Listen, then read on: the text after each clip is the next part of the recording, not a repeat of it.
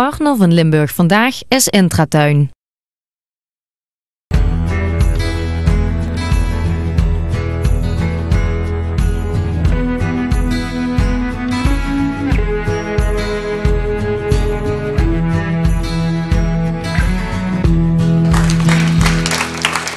Welkom bij weer een nieuwe uitzending van Limburg Vandaag op deze bijzondere dag 12-12-12. Door u begon ik het hebben met Jean Frère. Maar dat is natuurlijk nog veel meer vandaag, zoals gewoonlijk Dierenpaleis. We hebben een bijzondere uitvoering van de musical Tarzan. We hebben een hele speciale rockband, namelijk de jongste van Vlaanderen, de Bandits. Romeo Sommers legt natuurlijk weer het een en ander uit. Maar voordat we door naartoe gaan we eerst naar Frans Teunis.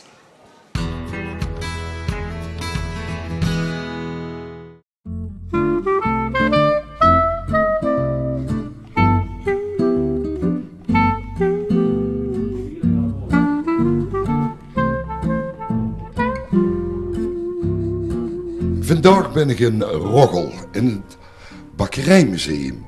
En neven me staat Schra Derks, de man die dit allemaal beheert. Wie komt iemand op het idee om een bakkerijmuseum te gaan exploiteren, of wie noemt je dat?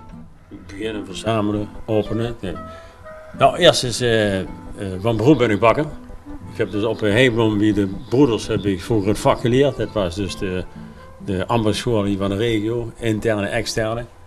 En ik ben hier geboren op deze boerderij van Letjeshof. Door zo'n diploma ambachtschool is het bij de bekkerswerk in de regio. En die bekkers vertelden me al dat ik zelfstandig wil worden. En als er dus spullen over worden, dan krijg ik die. En dat was eigenlijk het begin van verzamelen ook al. 23 jaar was ik, militaire dienst geweest. En mijn vrouw Annie komt ook uit de buurt. Die had een broer. Gewoon in Venlo en toen kwam een bakkerij vrij. En dat was eigenlijk onze start voor zelfstandig te worden.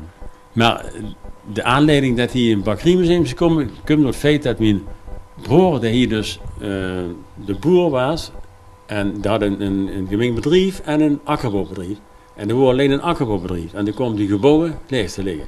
En die heb ik van hem overgenomen met 1 hectare grond en een tuin. En dat is toen 35 jaar geleden, zo lang zijn we in het hobby. En in die periode hebben we dus die bakkerijspullen verzameld en uitgestald. Die boer heb je hier vooral vandaan, die spultjes? Ja, dat is in de jaren 70 ging heel veel bakkerijen stoppen. En als ze dan dus de naam hebben, dat ze verzamelen, dan krijgen ze allerlei tips van vertegenwoordigers. En daar gaan ze wel aan het werk. Als ze een tip krijgen van door stop in de bakkerij of door ze een winkel en door ze een machine te kopen, dan gaan ze op af. Hè. Schraag erop, als je zoveel staan, zo eens gaan maken zien. Ja, we zullen zo'n kijken waar de machine staan. Oké, dat komt. Handen jij. Schraag, volgens mij is dit een heel aardig apparaat. Wat is dat? Ja, dit is eigenlijk de eerste vorm van kloppen. Dat noemen ze ook de krutsmachine. De krutsmachine die deed ook niks anders als eenvoudig reuren. Later werden die krutsmachines omgetoverd tot planeetmengers. Dan ging de klopper in een andere richting. Maar als vroeger de bakker dus de krutsmachine had en had een eenvoudig mengmachine, dan had hij al een elektrische bakkerij. We gaan eens weer kijken. Ja, als ik geen nu voor staan, hè, heb je dan niet het heimwee? Nou, de heimwee is niet het juiste woord, maar ik vind het wel mooi voor die spullen allemaal nog eens te bekijken. Ik vond het geweldig dat ik heen mocht zien. Ik hoop dat nog heel veel mensen heen die vroeger in de bakkerswereld hebben gewerkt of gezeten hebben, dat die eens tot ook komen. En ik zou tegen de kijkers allemaal zeggen, Schra, bedankt. Ja, en hier houd ik allemaal gezond. Tot de volgende keer. Hoi! Ja, mocht je het nog niet in de gaten hebben, het is vandaag dus een speciale dag, 12-12-2012. De meesten denken natuurlijk, oh, het is een mooie dag om een bruiloft te vieren of iets dergelijks. Maar het is natuurlijk ook een bijzondere dag voor de Maya's onder andere, maar ook de Bijbel heeft het erover. Want het is een grote ommekeer die gaat plaatsvinden. En door kan ik alles over vertellen, Jean Frère, welkom. Merci. Ja, want vandaag 12-12-12, zo'n bijzondere dag. Vertel, welk verhaal zit daar precies achter? 12-12-12 is eerste plaats, opgeteld in 11. Dus dat is al een hele bijzondere dag. En dat betekent dat een meestergetal noemen wij dat. Een meestergetal betekent dat een dag is waar je heel veel kunt leren. En op zo'n bijzondere dag willen heel veel mensen trouwen. Maar de andere kant is, spiritueel gezien, is dat een dag, zoals de Maya zal vertellen, een voorbereiding op 21 december 2012. Ja, want in eerste instantie dachten we dat de Maya's dachten dat de wereld dan verging. Nee. Dat is inmiddels niet meer zo, want er vindt inderdaad gewoon een hele ommekeer plaats. Ja, precies. De Maya's hebben nooit verteld dat het zeg maar zou eindigen. Wat zij hebben verteld is dat het zou eindigen zoals wij het kennen. Maar ze hebben nooit gezegd dat de aarde zou vergaan. Dus nou vertellen de Maya's zelf, die hebben nooit gesproken. Die hebben 500 jaar nooit gesproken. En die vertellen nu pas dat er iets bijzonders staat te gebeuren met de mensheid en met de aarde. Maar hoe komt het dan zo dat, dat gerucht de wereld in is geholpen dat de wereld zou vergaan? Dat komt doordat Maya's hun kalender 21 december ophoudt met bestaan. Want dat komt omdat de Maya's in dit bewustzijn waar wij nu in zaten, het bewustzijn van niet meer beweten wie we zijn, daarin gaat dat tot 21 december. Daarna is het veranderd. En daar spreken zij over. Dus daarom klinkt het alsof het het einde van de wereld is. Maar dan ben ik wel heel nieuwsgierig, want het begint vandaag. Maar ja, wat moet ik nou gaan verwachten dan? Nou, het begint niet vandaag. Het is al jaren bezig. Het is eigenlijk vanaf 2000 al heel erg veel bezig. En in Limburg, wist je dat Limburg het meest spirituele plekje van Nederland was? Dat is zo bijzonder. Nee, dat weten we niet. Maar in Limburg zijn de meeste spirituele groepen. Daar zijn de meeste mensen ermee bezig. En Limburg is een gezegend stukje Nederland. En dat vind ik altijd leuk om te vertellen natuurlijk. Absoluut, maar waardoor komt het dan dat Limburg daar een speciale Limburg rol heeft een speciale rol omdat Limburg, zeg maar, ik heb het mogen ontvangen op deze manier. Limburg heeft de kolenmijnen gehad. Ja. En de kolenmijnen hebben mensen warmte gebracht. En de warmte zegt wat over de Limburgers. Als ik warmte kan brengen via de kolenmijnen, kan ik ook warmte zelf geven en ontvangen. En daarom is Limburg dus heel bijzonder. En wij hebben vergeten, wij hebben altijd Limburg het donkerste stukje van Nederland genoemd, hè, omdat de kolenmijnen hier waren. Maar Limburg was altijd het lichtste puntje. Gewoon positief benaderen natuurlijk. Ja. Nou nee, niet alleen positief. Het is energetisch, is dat dus een heel... mensen die energieën zien, die vertellen dus dat Limburg het meest verlicht is. Ja, er zijn natuurlijk een hoop mensen die thuis misschien wel denken van... er kan van alles verteld worden, maar ze geloven erin ja of nee. Precies. Maar ik moet zeggen, zelf vraag ik me er inderdaad ook af. Hè. Er gebeuren af en toe dingen waarvan je denkt van hoe kan het? Maar die ommekeer die gaat plaatsvinden. Ik ben toch erg nieuwsgierig wat we daarvan moeten verwachten. Hoe kunnen we dat merken? De mensen zullen merken dat ze zelf nu aan het veranderen zijn. Dus als je vanaf 2000 pakt tot en met 2012... dan zul je merken dus dat er in Nederland alleen al heel veel veranderingen zijn... waarin je kunt zien kinderen die niet meer op de scholen passen, die heel veel moeites hebben, die ziektes hebben, die hooggevoeligheid hebben. Dat zijn termen die kenden we vroeger niet. Dat is een tijd van 12 jaar toegenomen. Dus wat is het bewustzijnsverandering? Bewustzijnsverandering is dat wij niet meer willen dat het de anderen slechter gaat, zullen we zeggen. Hè? Ja. De meeste mensen zeggen, ik wil niet dat het iemand anders slecht gaat, maar ik weet niet hoe ik helpen kan. Dat is dus een beperkt denken. En wij gaan naar een uitgebreid denken waar we leren te creëren dat we weten hoe we helpen kunnen. Het klinkt natuurlijk heel mooi, maar op dit moment er zijn nog weet ik hoeveel oorlogen en dergelijke aan de gang. Ja. We leven in een financiële crisis. Iedereen heeft moeite om rond te komen. Er zijn eigenlijk best veel problemen waar we mee te maken hebben. We mogen dus wel volgens u verwachten dat het gaat veranderen. Dat gaat helemaal veranderen. Dit hoort bij het oude tijdperk. Dat is wat de Maya's noemen het sterven van. Daarom hadden de Maya's een eindtijd. En daar hoort het lijden bij. En als je een economische crisis hoort bij het lijden. Als je ziekte hebt, hoort nog bij het lijden, hoort bij het oude. In de toekomst zullen we leren om dat niet meer te hebben. Dat is een heel nieuw iets. Maar hoe zouden we dat moeten leren dan? In eerste plaats wordt er altijd gezegd dat het geld, de macht achter het geld gaat verdwijnen. Dus nu is het rijk en dan heb je arm, maar ertussenin zit eigenlijk heel weinig verschil. En dat zal niet meer gebeuren. We zullen niet meer op de aarde arme mensen hebben. We zullen niet meer hebben mensen die honger hebben. Omdat we dat gaan inzien. Wat heeft iemand eraan die zoveel miljarden heeft en huizen van hier tot ginder, terwijl de ander niks heeft. Dus dat gaan we veranderen allemaal. En dat is met het bewustzijn te maken. Maar dat heeft met de aarde te maken. We denken ook altijd, hoe kan dat nou in ons? De aarde is onze dragende moeder, noemen zij het. Hè? En de moederaarde, zoals wij het ook wel noemen, dat is een voedende aarde. En wij waren die voedende aarde waar wij kapot aan het maken door onze hebzucht. En als je hier in Limburg kijkt, dan zie je dat hier, ik vind zelf, dus ik ben vanaf 57 in Limburg. En ja, ik hou van Limburg. En dan zie ik toch steeds minder. En dat is eentje van de dingen die ik hier geleerd heb, was het delen. Maar, dus in principe kunnen we ervan uitgaan dat er iets in onze bewustwording gaat veranderen, zonder dat we het dus eigenlijk zelf in de gaten hebben? Ja. Mijn vriendin die gaf nog gauw aan en die zei van... Jean, vertel de mensen dat ze zich niet druk moeten maken. Want morgen vroeg worden ze wakker en is het al veranderd. Ja? Ja, het is niet tegen te houden. Maar we hebben nu natuurlijk voor 21 december nog 9 dagen te gaan. In die 9 dagen moeten we daar dan ook rekening houden met bepaalde zaken? Ja, in de eerste plaats is het zo, dus de 12e van de 12e is een instroom, noemen ze dat, van hogere energieën. En dat betekent dus dat er kortsluitingen kunnen komen en zoiets allemaal. Dus dat moeten we ook niet vergeten. Maar de instroom heeft vooral ermee te maken dat wij als mens kunnen voelen dat we ons niet lekker voelen of dat we heel blij zijn. Allemaal tegenovergesteldheden. Mm-hmm.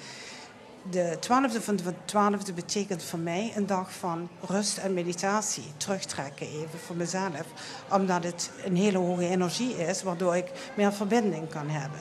Nou, voor sommigen betekent het de blije dag van het huwelijk. Ja. Voor anderen betekent het een dag van ommekeer. Waarin ze dus zeg maar merken, ik wil niet meer zo leven. En die 9 dagen, die gaan alleen maar toenemen. Die gaan dus iedere dag opnieuw, komt er nieuwe energie naar binnen, waardoor de mensen alleen maar kunnen veranderen. En we worden voorbereid op de 21ste. En sommige mensen zijn er doodsbang voor. Dat hoeft niet, omdat we dus allemaal meegenomen worden. Maar we horen bij de aarde. Wij denken altijd dat er alleen maar rampen gebeuren of zo.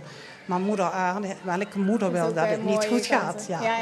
Nou, ik ben heel erg benieuwd wat we de komende tijd mee gaan maken. En of we het ook bewust gaan voelen, ja of nee. Hartelijk dank in elk geval voor de toelichting. Dankjewel. En we leven naar 21 december toe. En vandaag, ik ben benieuwd of we nog iets speciaals gaan voelen, ja of nee.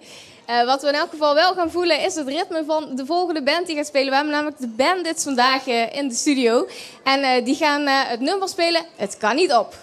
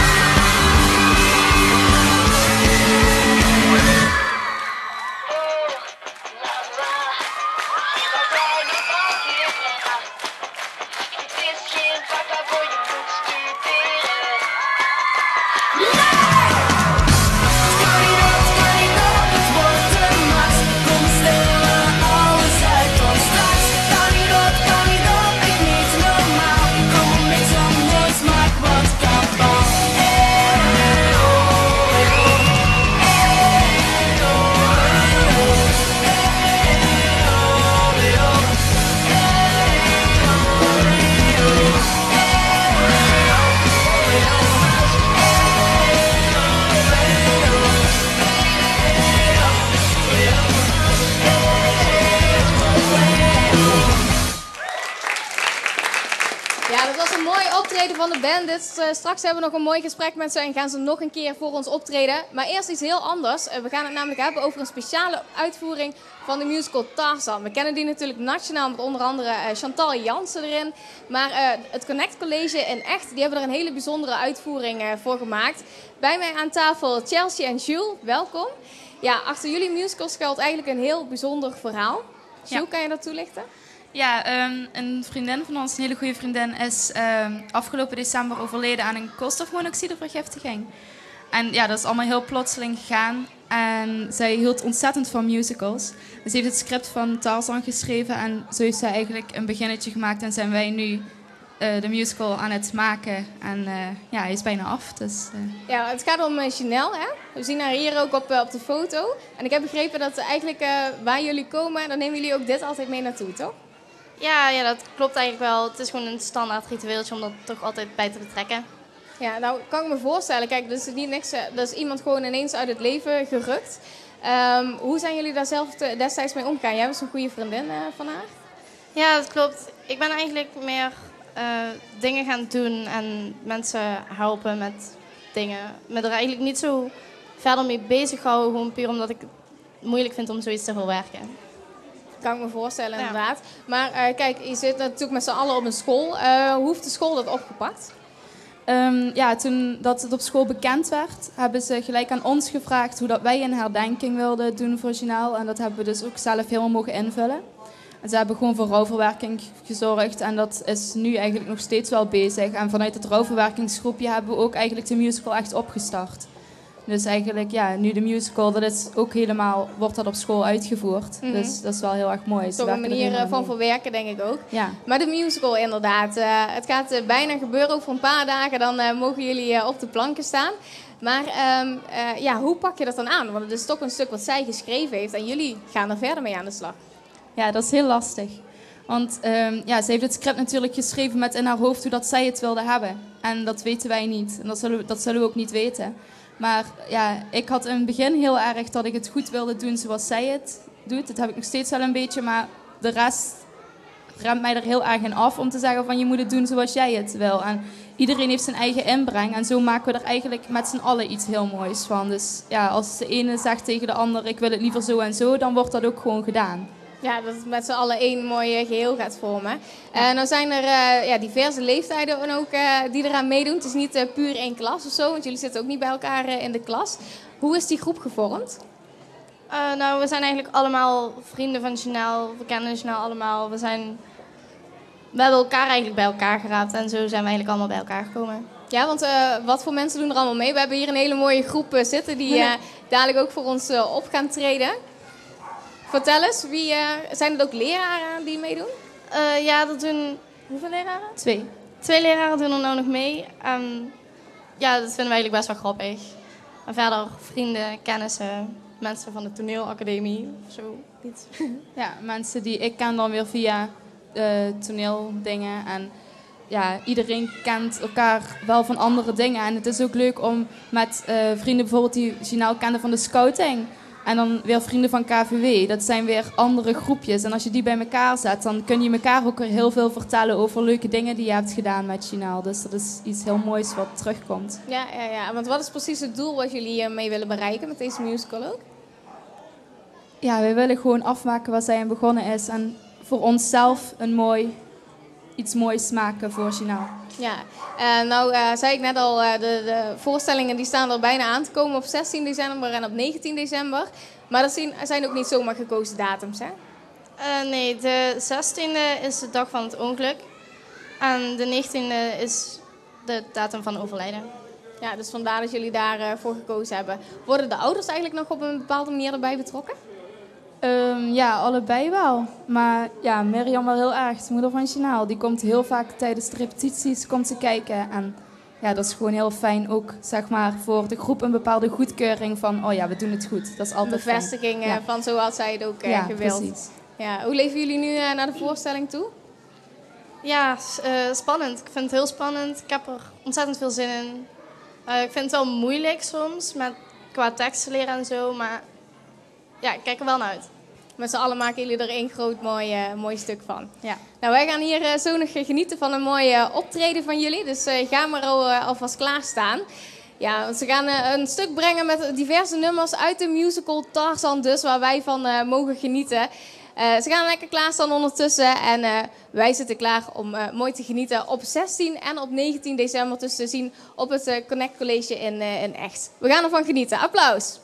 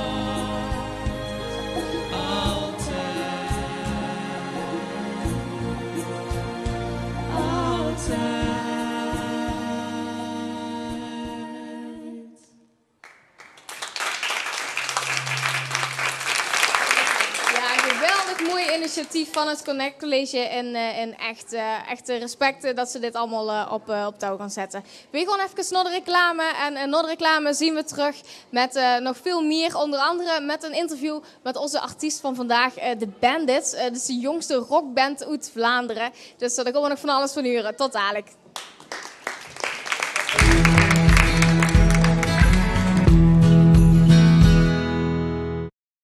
Partner van Limburg Vandaag is Entratuin.